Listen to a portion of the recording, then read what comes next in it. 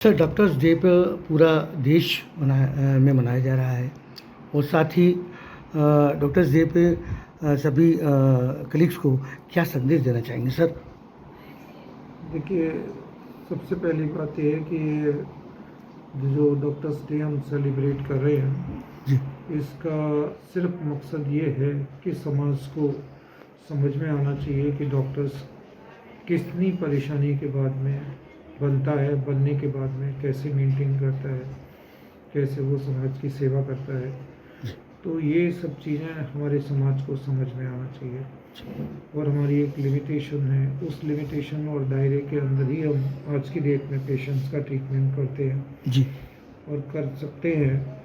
उस डायरेक्शंस, उस लिमिटेशंस को हमारे पेशेंट्स को भी अंडरस्टैंड करना चाहिए जी। कि हमारी क्या लिमिटेशंस हैं, क्योंकि हम जो हमें डेफिशिएंसी दिखती है, जो कमी दिखती है, वो एसेस करते हैं और असेसमेंट के अकॉर्डिंगली हम वो चीज़ें कोशिश करते हैं कि उसकी बॉडी में जाए जो रिपेयरिंग फैक्टर रखती हैं। लेकिन हर किसी की बॉडी के अंदर कितनी रिपेयरिंग कैपेसिटी है उस पर डिपेंड करता है कि वो कितना सही होता है, कितना सही नहीं होता है, उसके अंदर कितनी फाइटिंग पावर है। डॉक्टर के पास में वो जब आता है तब उसके किस कंडीशन में आता है, वो कितने ऑर्गन फेलियर में आता है, उन सब बातों पे हमें ये विचार करना पड़ेगा कि मरीज जिस कंडीशन में आता है, जितने डैमेज के साथ में आता है, उसके अनुपात में ही उसकी एक रिपेयरिंग कैपेसिटी है, उस रिपेयरिंग कैपेसिटी में ही वो ठीक हो पाता है।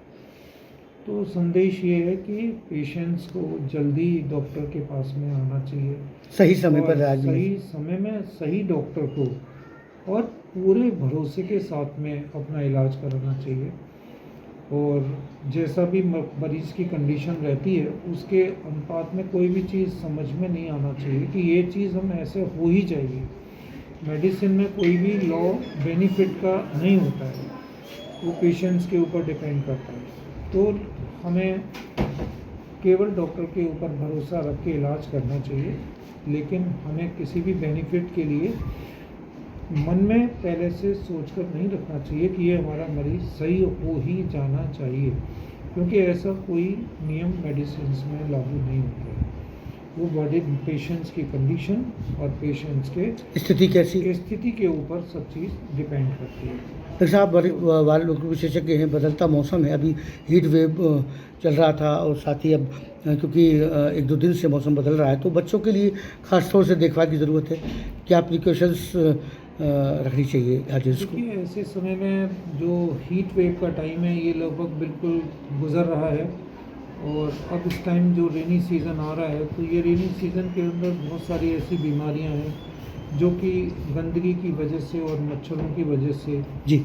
और जो उड़ने वाले जंतु हैं उनकी वजह से बहुत सारी बीमारियां कहीं ना कहीं रुके हुए पानी से, जैसे वही तो मैं आपसे बता रहा हूँ, जहाँ मच्छर पनपेगा वहाँ बीमारी होगी।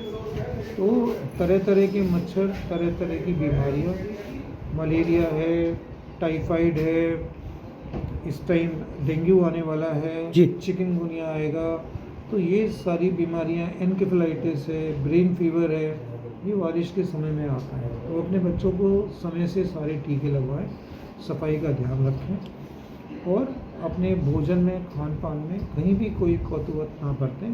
बाज़ार का खाना इस टाइम अवॉइड करें, क्योंकि food and water borne infection दोनों ही इस टाइम सबसे ज़्यादा होते हैं।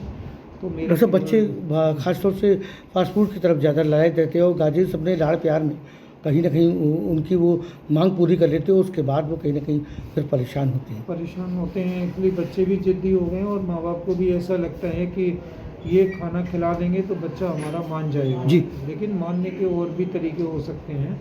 वो मानकों को, अपने पेरेंट्स को अब अपनाने की ज़रूरत है। ये भी नहीं कि बच्चा रो रहा है तो मोबाइल दिखा दिया, बच्चा अगर परेशान है तो चलो बाज़ार चलते हैं भाई, इसको कुछ फास्ट फूड खिला देंगे। तो ये जो दोनों आदतें हैं आज की डेट में, ये बहुत ख़तरनाक आदतें हैं और इनके अपने दूरगामी प्रभाव हैं और इन सबको समझने की बहुत ज़रूरत है। बच्चों को लगातार मोबाइल दिखाना, बच्चों को फास्ट फूड खिलाना, ये दोनों ही चीज़ें पेरेंट्स को अवॉइड करनी चाहिए। तभी बच्चे का स्वस्थ विकास हो पाएगा जब और उसका दिमाग कहीं चलेगा तो दिमाग उसका, बट नेचुरल सी बात है कि वो डेवलप्ड दिमाग होगा। बजाय प्रॉब्लम सॉल्विंग की स्किल्स को उसको सिखाएं, लाइफ को कैसे जीते हैं वो सिखाएं। ऐसी अपने बच्चों को कहानियाँ सुनाएं जिससे कि वो प्रेरित हों। इन सब चीज़ों की तरफ से हट के आज ज़रूरत इस बात की है कि हम अपने मरीजों को, जो हमारे बच्चे हैं, उन बच्चों को एक नई राह पे डालें जो कि प्रोग्रेसिव उनके जीवन को आगे तक लेके जाए। Thank you.